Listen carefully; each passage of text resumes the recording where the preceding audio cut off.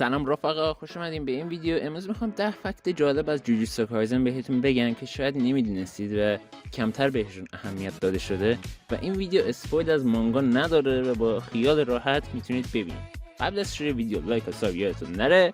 بریم سراغ ویدیو.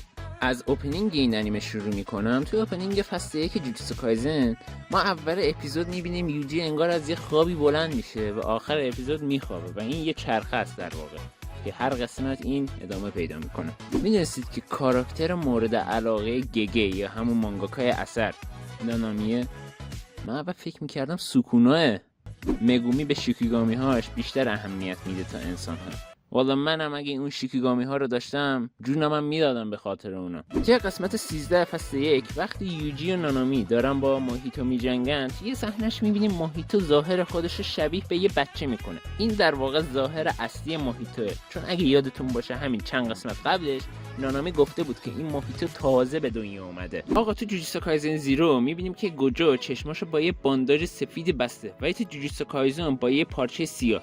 دلیل این کار گگی این بود که کشیدن بانداژ تو هر هفته واسش سخت بود و به این خاطر این کار انجام داده. آقا میدونستید که گوجو بدمسته و به این خاطر مشروب نمیخوره؟ یکی از دلایل اصلی که باعث شد گتو به آدم بده داستان تبدیل بشه این بود که توی فصل دوم اگه یادتون باشه یه صحنه هست که مردم دارن به مرگ ریکو دست میزنن. نکتهش اینجاست که بعد از گذشت 1 سال گتو هنوز اون صداها رو میشنوه وقتی که داره دوش میگیره.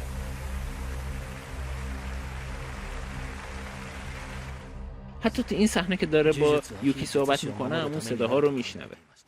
توی صحنه‌های پایانی جوجوتسو کایزن زیرو وقتی گوجو میخواد کار گتو رو تموم کنه قبلش یه چیزی به گتو میگه که اون جملهش این بود: تو تنها دوست و بهترین دوست منی. آقا میدونستید که یوتا و گوجو با هم فامیلن؟ در واقع از یک کلن اومدن. میدونستید که طعم انگشتای سوکونا یه چیزی شبیه به صابونه؟ خیلی بهتر از اون چیزی بود که انتظارشو داشتم. خب آقا فکتای من ته کشید. امیدوارم که این ویدیو رو دوستش داشته باشید.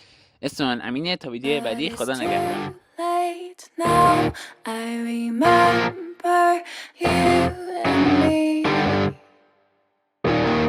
and how careless we could be. All day and all night we'd stay